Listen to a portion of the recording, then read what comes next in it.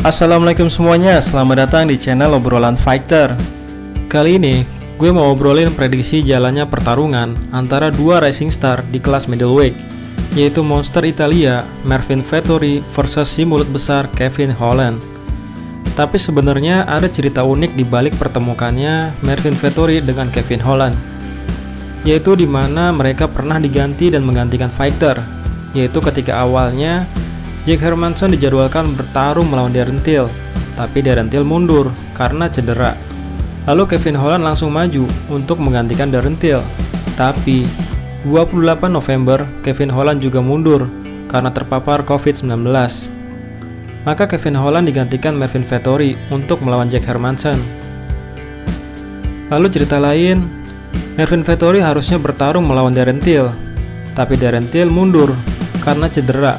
Dan akhirnya Kevin Holland maju untuk menggantikan Darren Till.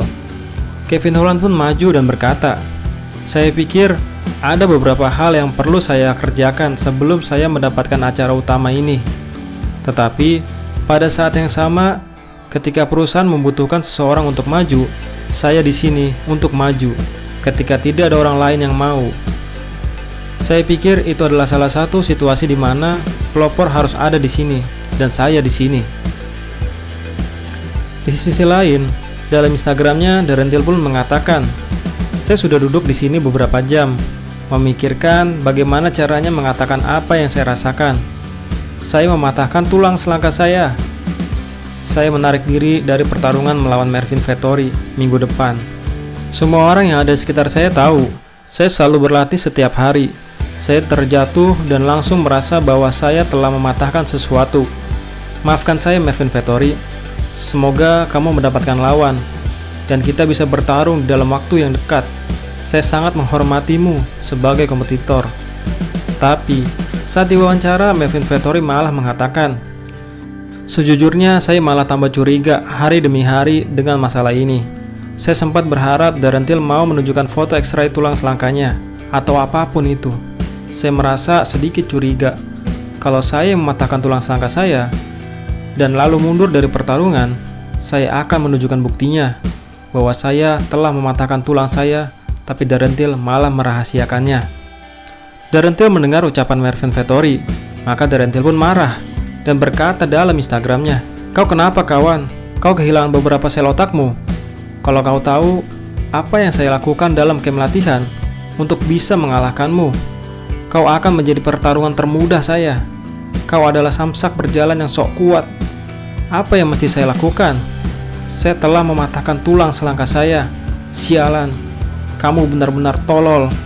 Pastikan kamu menang Sabtu ini. Berbahagialah. Kenyataannya Adesanya mengalahkanmu. Berbahagialah. Kamu berada di salah satu olahraga paling menghancurkan di dunia. Saya akan menandaimu di dalam foto X-ray saya, supaya kamu bisa tidur nyenyak malam ini." Maka keesokan harinya Darren Till mengupload foto X-ray-nya di dalam story Instagramnya. Marvin Vettori pun di-tag oleh Darren Till. Karena pertikaian Marvin Vettori dengan Darren Till, maka dalam interviewnya Kevin Holland berkata, "Saya rasa nggak ada fighter yang malsuin cederanya. Katakanlah pada Marvin Vettori supaya dia tutup mulutnya. Biarkanlah dia sembuh. Dan jika dia masih ingin bertarung melawan Marvin, bertarunglah nanti setelah saya.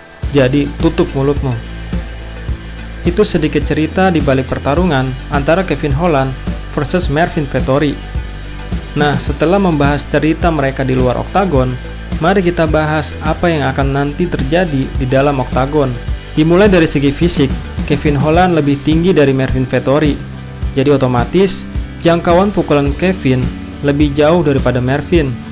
Tapi walaupun Marvin kalah soal jangkauan, tapi Marvin mampu memberi perlawanan berarti untuk Adesanya yang lebih tinggi dan lebih jauh jangkauannya daripada Kevin Holland. Dan ramai di dunia maya membicarakan postur Marvin Vettori yang dianggap hampir sama kekarnya dengan Paulo Costa, yang mana Paulo Costa dianggap salah satu fighter yang memiliki tubuh paling kekar di UFC. Lalu secara skill set, walaupun di atas kertas Kevin Holland lebih baik, yaitu dengan sabuk hitam Brazilian Jiu-Jitsu, sedangkan Marvin Vettori baru sabuk coklat. Tapi kemampuan Brazilian Jiu-Jitsu Marvin Vettori belakangan ini lebih baik daripada Kevin Holland. Dalam pertarungannya melawan Jack Hermansson, Karl Roberson, bahkan saat melawan Cesar Ferreira, yang jelas-jelas jebolan dari Black Zillion, Mervin sanggup mentransisikan yang tadinya Mervin yang terkunci justru diputar balik keadaannya, menjadi Mervin yang mengunci lawannya. Begitu juga ketika Mervin di takedown, berkali-kali Mervin mampu meredamnya. Walaupun ada beberapa takedown yang gagal Mervin tahan, tapi justru malah lawan yang dalam zona bahaya. Contohnya ketika melawan Karl Roberson tahun lalu, Mervin mampu tetap mengontrol Roberson untuk tetap dalam permainannya. Walaupun sempat kunciannya lepas, Mervin sanggup mencari celah untuk tetap mengunci Roberson. Dalam kata lain, transisi Mervin Vettori sangat amat halus. Jika kalian tonton video Mervin Vettori versus Karl Roberson, kalian akan melihat keindahan transisi seni bela diri Brazilian Jiu-Jitsu. Jadi, mau pertarungan atas maupun pertarungan bawah, lawan akan terus dalam keadaan bahaya jika satu oktagon dengan Vettori. Lalu dari segi striking, Kevin Holland sebenarnya lebih unggul karena Kevin punya variasi dalam serangannya. Sedangkan Mervin Vettori, bahasa simpelnya nyicil-nyicil. 1-2 pukulan masuk, Mervin langsung siap-siap bertahan. Sedangkan Kevin Holland sanggup melakukan variasi berbagai pukulan dan tendangan. Bahkan Kevin Holland mampu melakukan striking mematikan sekalipun dalam posisi di bawah. Itu terbukti ketika melawan Ronaldo Souza. Awalnya Ronaldo Souza membawa permainan ke bawah, tapi malah Ronaldo Souza yang dalam keadaan bahaya. Kevin mampu menyerang dengan elbow yang mematikan, bahkan hingga Ronaldo Souza yang kalah KO. Sekarang, mana ada fighter yang bisa bikin lawannya KO, tapi dari posisi bawah. Di atas kertas, Kevin Holland lebih sering menang via knockout, yaitu sebanyak 12 kali. Sedangkan Vettori baru 2 kali. Tapi perlu dicatat, fighter yang lebih sering menang via keputusan juri daripada menang via knockout, itu menandakan bahwa fighter tersebut memiliki kardio dan determinasi yang baik, karena mampu bertahan selama 3 atau 5 ronde penuh. Justru itu berbahaya bagi lawannya, karena sekuat apapun power lawannya, lawan akan kesulitan untuk meng-KO fighter yang punya determinasi tinggi.